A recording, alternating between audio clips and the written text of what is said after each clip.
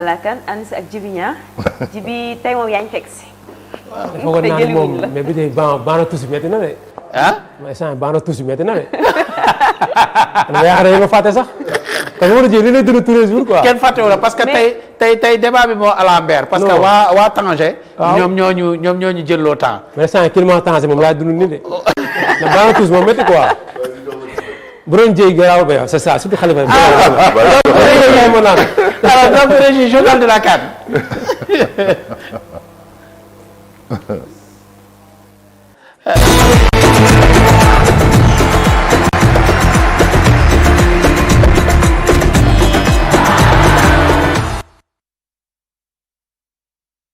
alors ci Sénégal lañ nekkoon dañuy delluwaat ci Sénégal ànd ak Djiby Niang ci journal de la CAN Djiby Aïcha.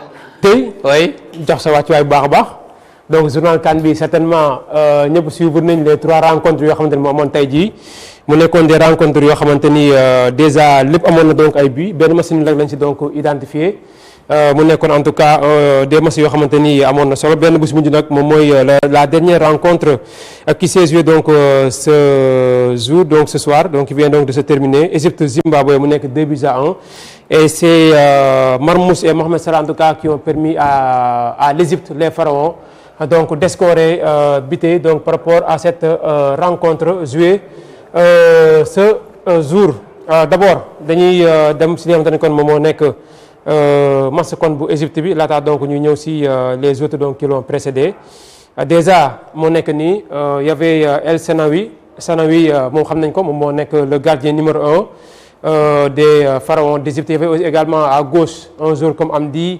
Abdelmajid Ibrahim ak Ani donc au niveau de l'entité on avait Ateya Fati ak Assour et devant Trezeguet Marmoush et Salah donc les deux buteurs qui ont permis à l'Égypte donc de remporter ce match-là.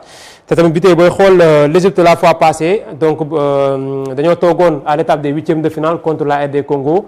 Mohamed Salah avait marqué sur le premier match des Pharaons contre le Mozambique c'était donc 2 buts partout parce que dama booy xool 2023 Égypte 4 matchs la joué 4 matchs yëpp c'est des matchs nuls 2 buts partout ci phase de groupe bi mu génn dem rencontrer RD Congo def 1 but partout ñu dem donc à la séance des tirs au but mu mujjee donc par 8 buts à 7 donc mu nekkoon 2 matchs également yoo xamante ni Mohamed Salah disputé wu ko donc il avait disputé que 90 minutes non 135 minutes donc 90 minutes contre le Mozambique 45 minutes contre le Ghana donc après Mohamed Salah daal di kon génn donc ci groupe bu Égypte bi malheureusement après donc 1 but marqué rek 1 but rek la amoon donc ci championnat donc Coupe d'Afrique des Nations bi passé donc contre l'équipe bi nga xamante ne moo nekk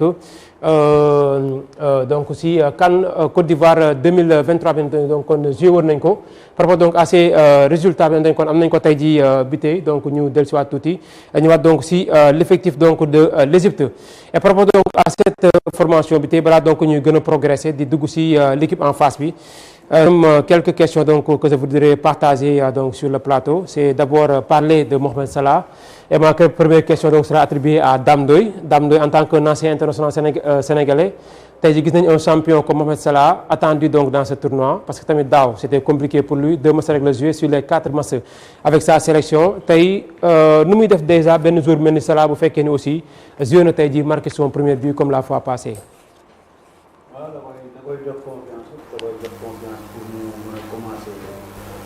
Coupe d'Afrique parce que soo ko gisee bi mu dugalee bii bi ni mu jubilé da lay wan ni dafa naka laa ko dafay relâché wu donc dafay important aussi si stars yi bu ñuy commencer compétition bëgg dugal benn but pour la suite day baax ci ñoom quoi. voilà mi ngi en tout cas c'est intéressant beneen bi c'est par rapport ak foofu sax laa ko doon njëkkee parce que tamit tey Sénégal son entrée en matière tey la ko def par rapport à nos arbitres yi fa nekk. Il y a aussi Issa Sy donc vraiment bu ñu wax donc féliciter si ce match-là bi nga xamante ne donc joué na ko tey jii arbitré na ko contre Égypte si match donc bi nga xamante ne joué nañ ko donc félicitations en tout cas à nos arbitres qui sont au Maroc donc pour vraiment donc défendre également les couleurs donc de l'équipe du Sénégal après également les joueurs mais tamit arbitrage bi aussi tamit si la bokk parce que tamit ñoom souvent ñoom ñooy suñuy représentants comme la fois passée avec comme ñu ko ñoom kii defee Malang maanaam tamit il est vraiment déterminant si les différentes compétitions yoo xamante ne dem na fa teewal Sénégal donc bu ñëwee donc en face bi tey bi nga xamante ne donc moom tey jii donc moom ñàkk son match également contre l'équipe des Pharaons mu nekk Zimbabwe également donc ñoom seen unique but a été donc marqué par Patrice Dubé de Young Africans, c'est en Tanzanie donc moom moo marqué l'unique but donc de cette sélection moo nekk donc ni au niveau de l'entrejeu donc malheureusement son but donc n'a pas permis en tout cas à cette sélection donc de remporter son premier match donc de cette compétition. Par rapport également à cette formation cette fois-ci pour Doyen Dabo, qu'est-ce qui n'a pas marché pour l'équipe de Zimbabwe qu'on a vu également défendre pratiquement toutes les 90 minutes et c'était compliqué quand même pour eux. Ouais, je crois que ñoom ils ont très bien commencé mais ils n'ont pas su gérer un peu leurs efforts par rapport à l'enjeu. Dugal nañ benn but, ils se sont lâchés, ils sont complètement sortis en laissant derrière. Et ils n'ont pas tenu compte aussi ci benn réaménagement technique bi Égypte def pendant le match. Réaménage bi c'était pour replacer Marmouche derrière. C'est pas un finisseur Marmouche. C'est pas un attaquant de pointe. Alors bi ñu ko delluwaatee ci ginnaaw, l'Égypte a repris ses droits et la hiérarchie est revenue un peu dans le jeu. Donc ci boobu lañu ils avaient déjà perdu pied dans le match te xam nga ne équipe l'Égypte c'est quand même une très grande équipe. bu ñu la xasee ba jël ay repères am ci match pour nga génnewaat ko foofu c'est tout un problème. Donc je pense que ñoom ils n'ont pas su gérer les temps forts, le véritable temps fort qu'ils avaient. Ils ont marqué un but, ça n'a pas suffi. Et puis contre une équipe comme l'Égypte moom benn ñaar sax du doy surtout benn. Donc je pense que c'est la gestion des temps forts, le véritable tempo yi ñu war a joxoon match bi lañ ko joxul. Donc Khalifa, ça va faire donc du bien à l'équipe donc de l'Égypte hein? Après cette belle victoire de 2-0 ensuite également arraché dans les dernières minutes. Ah oui. Oui, déjà moom la ñu wax ça fait toujours du bien à une équipe pour une équipe plutôt le fait que mu dugal ci dernière minute yi parce que comme on dit dafay yokk confiance. Et surtout kan moo ko dugal daa mooy wax sànq ne bi Salah dugalee on a tous vu ni mu ko célébrer. Et dafay indi également li mu dund. mois yi passé au club. Donc loolu yëpp lay ñëw génne mais sànq defe naa bu ñuy xool Zimbabwe. Débauche d'énergie bi moo leen sonal. dañoo daw ils ont oui parce que pendant 90 minutes. et loolu moo tax amatuñu woon sax lucidité. da ngay xool dernier but bi defe naa am na faute déjà zimbabwéen mooy Sikita Mbëgg. défense bi également je me dis que ni mu waroon jëlee même Salah pour contenir que je crois qu'il l'a pas fait. moo tax bon loolu da ngay comprendre. mais félicitations à Salah pour avoir marqué et surtout mën a jël rang parce que genre but ça booste ta confiance et puis bon mu teggi leen pression parce qu'à un moment donné il n'était pas serein. Même l'entraîneur si biti il n'était pas du tout serein. Parce que bon mais sinon la fin c'est bien terminé. Mais su ma ci mën a yokk dara juste 30 secondes. C'est pour l'équipe égyptienne. Je pense que pour les prochaines sorties il faut qu'ils resserrent un peu les lignes derrière. La défense est trop lourde. Ouais. Elle est assez lourde. Dans le mouvement, elle a des problèmes pour se retrouver tout le temps. Bés bu tasee avec la bonne vivacité gestuelle ci kanam, ça va poser des problèmes. Donc en tout cas pour préciser également c'est la 6e CAN en tout cas pour l'équipe zimbabwéenne. Donc c'est la 6e CAN mais l'équipe n'a jamais franchi le premier tour et sa dernière CAN c'était donc en 2021. Après également ce match il y a aussi tamit beneen match boo xamante ne joué nañ ko et c'était entre Afrique du Sud ak Angola. Et pour les Bafana également qui ont remporté leur première sortie grâce donc à des buts marqués par Oswin Apolis ak Foster. Donc ñoom ñaar ñoo marqué donc les 2 buts ñoo nekk nii du côté donc de cette sélection en tout cas. Apolis déjà moo nekk nii l'autre également c'est l'attaquant Foster ñoom ñoo permettre en tout cas au Bafana ñu remporter seen premier match. Après également ces 2 buts il y a ici donc le but du côté de l'Angola marqué également par Afouana donc moo marqué seen but. Donc également donc moom moo leen permettre ñu perte aussi tamit malgré seen but bi donc ce match-là contre les Bafana mais tamit du côté des Angolais c'était donc Daka Gelson Daka bi xam te ne déjà ñëpp identifié nañ ko du côté du championnat de la Premier League anglaise même si aujourd'hui donc il se trouve au niveau donc de l'antichambre mu di championship bi avec Leicester City donc déjà fa la nekk moom Gelson Daka déjà c'est un très bon attaquant mais bon malheureusement donc pour cette formation cette sélection angolaise donc ils ont manqué la première sortie donc face à cette sélection sud-africaine. mais le dernier match aussi mu nekk match boo xamante ni c'était un match également qui intéressait les Sénégalais moo nekk doyen le match bi tey entre le Mali bi nga xamante ni moom moo njëkk def donc le match nul cet après-midi contre l'équipe zambienne 1 but partout mu nekk en tout cas un match boo xamante ni c'est l'attaquant ou bien donc l'attaquant oui Sina Yako de l'Asie Auxerre moom moo marqué pour côté Mali mais malheureusement donc l'équipe a encaissé un but donc pour finalement concéder le nul face donc à cette sélection zambienne qui était donc championne en 2012 on se rappelle dame des défaites donc bu bata 2012 surtout contre la Zambie moo nekkoon le match d'entrée déjà mu nekkoon en tout cas une CAN vraiment bu doyoon waaraan ci côté Sénégal mais bon tey jii aussi tamit Mali malgré ce but là tamit dafa mujjee donc encaissé par un but de Patson Daka donc du côté de la Zambie moom moo marqué donc égalisé mais bon c'est un bon point également pour l'équipe malienne mais bon par rapport ak Al Khayri donc cette fois-ci c'est l'équipe malienne tey ñoo njëkk marqué mais malheureusement dañoo mujjee donc encaissé si les dernières minutes par personne Dakar déjà par rapport à ces résultats pour les Maliens jàppoon ni dina nekk lu xaw a compliqué pour la suite de ce tournoi. Mali on dirait que ñoom chaque compétition éternel recommencement la une bonne équipe doyen mu ngi ko doon wax chaque fois des jeunes vivaces kenn xamul surtout day tàmbali ci petite catégorie. ñu nekk ay jeunes brillants bu ñu ñëwee ci équipe nationale bi ñoom équipe nationale bi ñëpp di craindre boo demee souvent éternel outsider la bi nga xamante ne ñëpp a koy ragal mais sur le terrain man ko doon wax si il y a les individualités boo xoolee bi match bi tàmbale ku nekk di wane ay passement de jambe ay roulette fii ay kii bi ni le collectif a manqué et ku nekk bëgg a dugal ñii Dordeleche mu ngi fee Sinayo ko ba beneen côté bi nag Touré nen ku nekk bëgg a wane sa mën-mën li nga mën.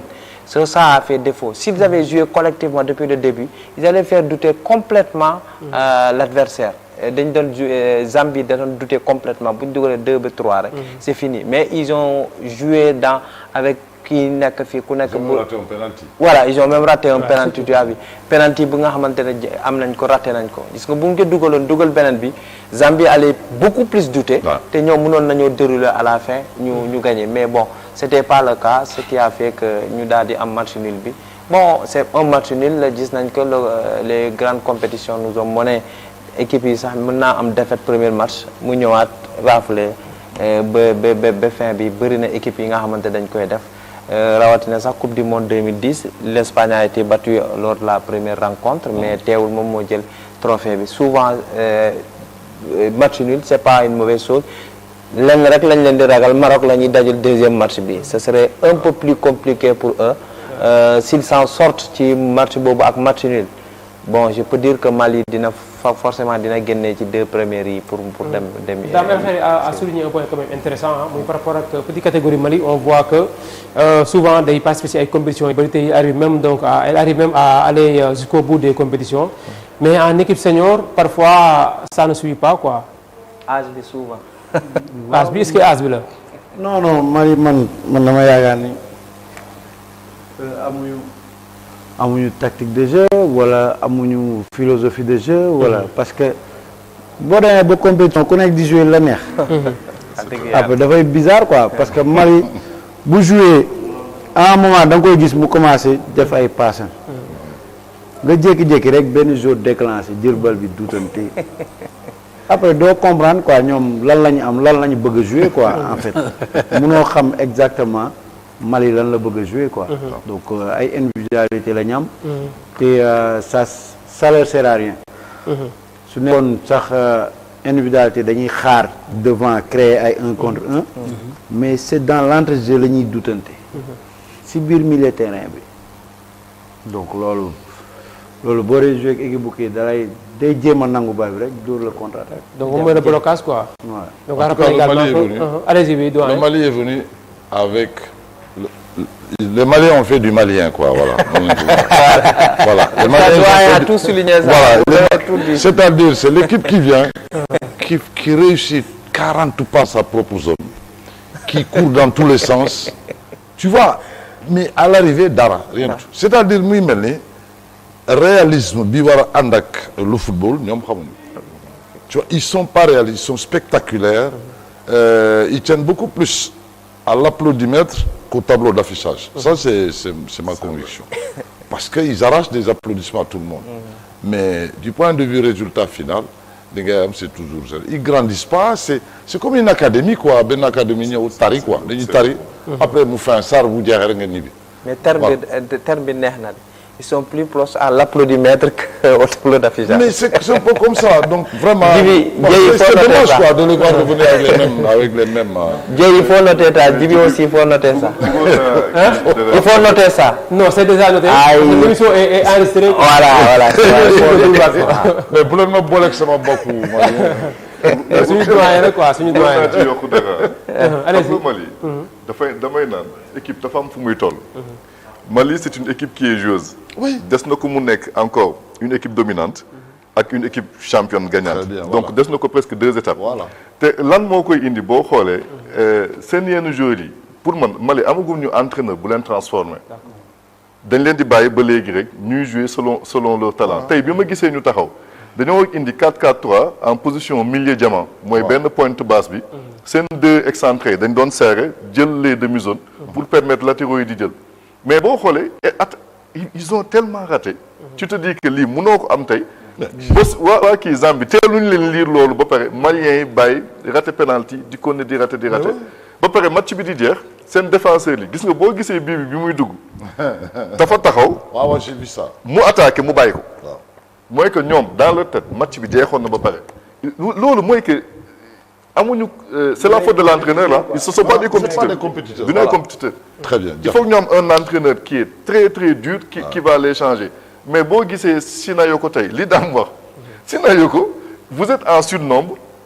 plusieurs fois position de passe muy jéem a dut. en plein cœur du jeu li mu wax loolu bu ñu la këfee. ak central la dañuy jaaraat foofu dañ changer entraîneur wut quelqu'un boo xam ne qui est très exigeant. un Aliou Cissé doguma la mais Tom Saintfiet moo fa nekk sur le banc te quand même gis nañ ko avec la Gambie. prouesse bi nga xamante ne def na ko fa. donc ça veut dire que également moom il n'a pas le niveau pour atteindre le sommet avec le Mali. bon bokkuñ. Jokkula. mais qualité par rapport ak aspect discipline bi aussi tamit jafe. Voilà. loolu ngay wax parce que Gambie dëkk bu ndaw la nga gagné leen ñàkk leen gagné dañuy defar dañ nekk dañuy construire mais Mali du dëkk bu ndaw Mali yàgg na si compétition yi ay Seydou Keita joué na sax final bi. ñeneen ak ñeneen Jara Lansana 1972. donc du équipe bu ndaw quoi donc mun surtout le plus grand joueur xam nga. africain bu ñuy wax Salif. il faut ñu wuti entraîneur comme li coach ci wax il faut ñu c'est- wuti entraîneur boo xam ni compétiteur la bu leen di andi dans le bain d'être des compétiteurs pour que Mali mën a am dara quoi Ah ouais, sinon parce que- c'est la même chose hein. Voilà, chaque bah, année figurant la ñuy doon Mais c'est clair. Moi, j'étais sûr, par exemple, bi ñuy joué di Diminé, j'étais sûr que ñoom du ñu gagner match bi. Ils ont mené 1-0. J'étais sûr d'une chose, parce que d'abord, ñoom du ñu bàyyi ni ñu nekkee, ça c'est un. Mais deuxièmement, ñi ñuy joué Zambie, c'est un bloc, mais indéboulonnable. C'est-à-dire, voilà l'équipe qu'il faut regarder jusqu'au coup de sifflet final. Elle ne lâche pas. Tu ne vois pas de star briller. Mais la star, c'est l'équipe. La Zambie, la star, c'est l'équipe. C'est un esprit de groupe solide. Ça c'est propre un peu au pays d'Afrique australe. C'est lié à leur histoire un peu. Ils ont forgé tout leur destin dans la douleur. Moi, je comprends donc cette envie de revenir souvent, di jëli nit ñi di arracher ce qu'ils ont. bi ñu gis bi ñuy dóore ñoom Dame Ndoye fële 2012 ba jël coupe bi mais c'était pas la grande équipe. Mais c'était un bon bloc. Voilà qui allait à la c'est conquête. des compétiteurs Vrais compétiteurs. De grands compétiteurs. footballu serpent dañuy cof En tout cas, moi vraiment, je savais que le Mali ne gagnait pas. Ah oui, en tout cas bi tey donc li moo nekk statistique bi déjà si match entre Mali ak Zambie bi déjà par rapport ak la possession Mali avait 53% donc 47 pour les Zambiens donc grosse occasion 3 côté Mali 2 côté Zambie total tir 7 côté Zambie 15 donc pour montrer également que Mali moo dominé woon carrément donc cette rencontre. Corner 6 pour Mali 5 pour la Zambie et bon en tout cas moo nekkoon pour les passes aussi 427 côté Mali et 377 côté Zambie au moins donc moom ñoom remporté nañ benn titre déjà continental Mali ba léegi jusqu'à présent doyen mi ngi koy wax léegi donc seen seule finale c'était donc en 1972 lañ mës a donc finalu bi moo nekk seen 14e CAN boo xamante ni ñu ngi koy disputer les Maliens en tout cas mu nekkoon loo xamante ni moo concerné statistique bi donc si côté équipe kon bu entre Mali ak donc Zambie si seul premier match en tout cas si loo xamante ni donc bi de joué nañ ko bi moo nekk le premier match nul si CAN bi parce que démb amoon na victoire 2-0 bi mooy 1-1 yeneen ñëpp donc ay victoire 2-1 la donc l'année dernière la CAN passée en Côte d'Ivoire on avait constaté 118 buts marqués si 52 matchs donc joués donc la dernière question donc encore une fois pour Dame Ndoye en tant qu'attaquant est-ce que yaakaar nga ne ren jii vu la situation actuelle nii mën nañ atteindre la barre des 118 buts comme la fois passée. Bah pourquoi pas affaire mi ngi soog a commencé. mi ngi soog a commencé pelouse yi baax na.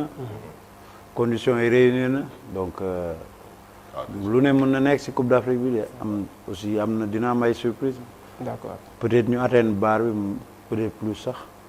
Je crois que plus parce que déjà la moyenne c'est un peu plus de 2 buts par match. Ouais. On se retrouve avec 4 matchs avec 9 buts. Donc moyenne bi c'est plus de 2 buts par match. Alors boo ci naree dolli di ci nar a kii yëpp bon c'est peut-être mais maintenant au fur et à mesure ñu yéeg nag. score yi dafay gën a réduire parce Bien que sûr. phase championnat bi day jeex phase coupe mooy ñëw donc les équipes sont un peu plus prudentes. Mais dans tous les cas c'est bien parti la preuve match nul blanc amul. C'est un match la compétition reste très ouverte. Ouverture boobu nag c'est vrai il y a la qualité du joueur mais comme ko Dame waxee quand les pelouses sont belles on marque des buts. Donc loolooy importance am de bonnes infrastructures sportives. D'accord bi tey en tout cas mi ngi noonu fekkee beneen question. D'accord je pense que leer na nañ ah. leer na nañ ji xam naa rek peut-être mu nekkoon. ah match suba war la. non li mu doon defar nii leer na nañ bu suba bi dinaa ci ñëw bu suba bi dinaa ci ñëw ci leer na nañ ba bu suba bi.